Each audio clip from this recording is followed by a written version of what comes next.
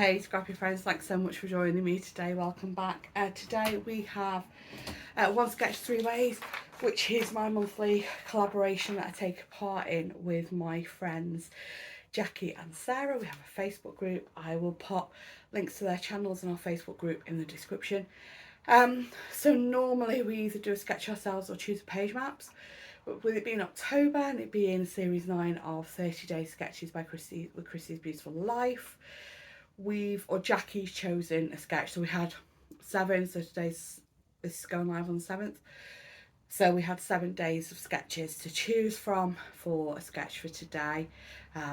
So Jackie has chosen day 5 by Kristen Lippelman, Scrapping Sleepy on YouTube and Instagram.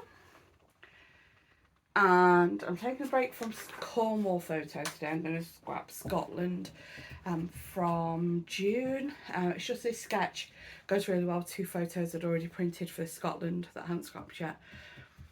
So we're going to do that. I am going to use Live the Dream by Chamel, which I do really struggle scrapping with, but I think what I've chosen today to use will work quite nicely with the photos. We'll see. But before we get to that, if you're not already a subscriber, please think about hitting that subscribe button. If you enjoy the video, please give it a like, give it a thumbs up, and let me know in the comments what you've enjoyed. And if you're not sure what to say, just leave an emoji for the sake of engagement. This is not Hotel Chocolate, Cocoa Mountain that we're at. So chocolate, coffee, I'm drinking a hot chocolate. It's going to be a companion page with pictures of Mr. Ding and also a picture of the chocolate as it arrives to go with this as well. But yeah, let's see what emojis you can find for coffee shops and chocolatiers. That out of the way, let's get scrapping. So for the strips on this layout on the top and the bottom, I have pulled the washi tape out. Before looking at the layout properly on the sketch, I had thought it was pattern paper and I thought, oh, I use my washi tape, but it does look like it is actually washi on the sketch. So that's just by accident. I hadn't thought, oh, I'll do washi like the sketch. Okay, I messed this up. I'm creating my own frames. So I'm creating my own Polaroid frames for the photos. This is just me working out what size to cut the paper, and I do the sums a little wrong, and the first frame I make ends up being just a fraction too big.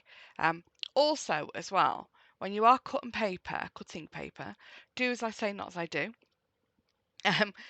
Cut your widest strip first. So I should have. So what I've done here, I think it was 3¼ by 3¾ I think. I can't remember exactly. I should have cut the 3¾ the larger measurement first, because I would have got another frame out of the same strip when I've gone wrong here. But instead I've had to cut another strip and then used more of the pattern paper. So if I cut the larger measurement first, it must have been just under 2, the right measurement actually, so like 2 7/8 or something. If I cut that first, if I cut the bigger one first, I would have got 2 of those frames out of one strip, is what I'm saying. So here I am, I've redone the maths, I've got it right this time, and I am just cutting the frames. Again, could have used a die for this, could have just done it as a mat, didn't have to be a frame. I just really like the idea of doing a frame because I wanted that dimension, and then I forgot to put the foam on the first one and stuck it straight on. You'll see what I mean in a minute. So just cutting my second frame now. This frame punch board's got a lot of use this last week.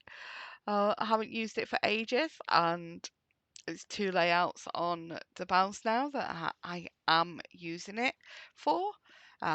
So it is getting, quite a bit of use at the minute.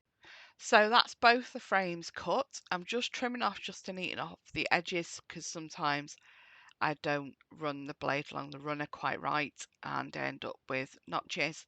Now, as I said, I had wanted to do frames because I wanted the 3D effect of the frame over the photo and forgot this on this first one. So I have cut the photo, stuck the photo wet glue straight into the frame. And then I remember, oh, wait a minute, I wanted some dimension. I quite like the idea, actually, after this is finished, how it looks, where one is flat in the frame and the other's got the dimension. It just adds a little bit more interest to the page. I'm just using my scrapbook.com, I think it is, strips of adhesive there. It's either scrapbook.com or really old Stampin' Up ones that I've got with that foam, those thin foam strips. So, and then adding my 1 inch foam to the other photo, deciding where I want the photos, happy with that. I am thinking I should have maybe put them up a smidge more, but it's done now, so it doesn't matter. So I've stuck that photo straight to the page so I can then stick the frame with foam over the photo and stick it to the photo. So there we go. And then taking the foam pads off the other one and sticking that down. So this is Cocoa Mountain. So Cocoa Mountain is in Scotland, and there's one up in Durness, and there's one in in Embo. Not Embo, Dunnock, where we stay. I think Durness is the main one. It's like a little craft village up there. But where we stay in Embo next door is Dunnock, and there's a Cocoa Mountain there. They do the most amazing hot chocolates. I don't like their coffee. Mr. Ding really does like their coffee. I think they had a different roast this year from what they've had in the past, because I've enjoyed their coffee in the past. Didn't enjoy it this year. Um, so my flat white went to waste, and I went and got hot chocolate. And I should have just got the hot chocolate in the first place, because I absolutely adore their hot chocolates. Um, when it comes it's like foam on the top, like you get on a cappuccino, but instead of it being foam, it's melted marshmallow with their chocolate running through it. It is just delicious. um, so yeah, and it's their chocolate. They produce their own. Well, you know what I mean by the by the cocoa beans, and produce their own. Um, so yeah, I just really adore their chocolate. Swapping one of the strips from the bottom out here with this dream piece, um, and I've used the full dream come true on the top, because you know it's we go to this part of Scotland, and I have to have at least one trip to Cocoa Mountain for some little artisan chocolates and my hot chocolate. So yeah, it's 12 months between visits, and I really enjoy the visits when I go. Um, just swapping another strip out there for this friendship bracelet one, because I'm going to use that up at the top, and I just wanted a bit of it down the bottom as well. Again, I think I've used all of the sayings that are on it. These gummy bears, nothing to do with where we are, but they're sweet. So, and it adds all the colours from the collection in there as well. So it brings all like the other strips that I'm using together, because they're all in one strip there. And there's a couple like that. So the florals and the black one with the colour colour pattern on, and also there's a striped piece as well that has all the colours in. So it just brings the multitude of patterns together, because we've got some patterns with fewer colours in, and then we've got these patterns that have all the colours in. So it just ties it all together, and makes it work when you're using multiple patterns. If you do struggle putting patterns together, find something, a bold pattern that's got every colour in, from the collection or from what you're wanting to use, and then have another piece with a less bold pattern but still has all of those colours in, and then you're just pulling a few colours out of that for other pattern papers that are tone on tone or one or two colours. It is tried and tested way of using patterns together. And if you don't like it, if it's not looking right, add another pattern. It will in the end. I do ascribe to Chamel's more is more when it comes to adding patterns and getting patterns to work together.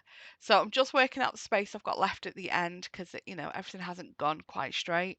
So I'm just making sure the piece I had at the end is wider than the space, so I'm going to line it up to the edge of the paper and it overlaps the penultimate strip of washi. So that's the washi all done.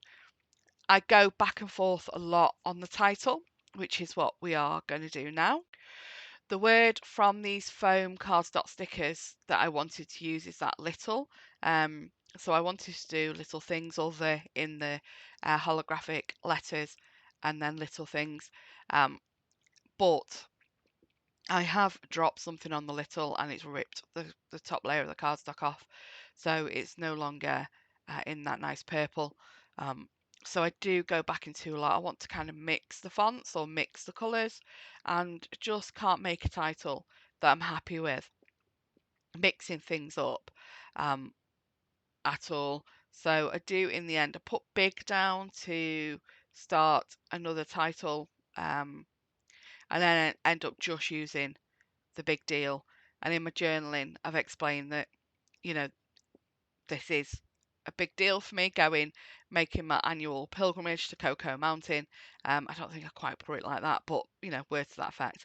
After I've stuck this down, the camera stopped recording because I ran out of space on the phone.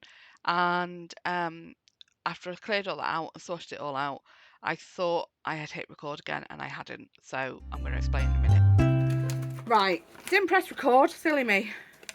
I've used Halo Magpie embellishment kit and then some of the acetate and the cardstock from the kit, cardstock die cuts from the kit.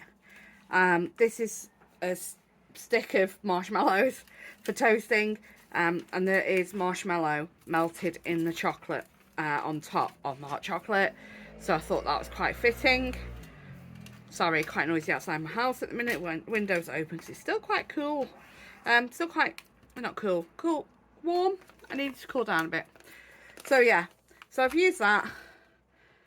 I've used some of the die cuts from the ephemera from the collection and the acetate. I can't believe I forgot to hit record. I'm sorry about that. But there we go, it's a finished layout. Thanks for watching. Bye bye.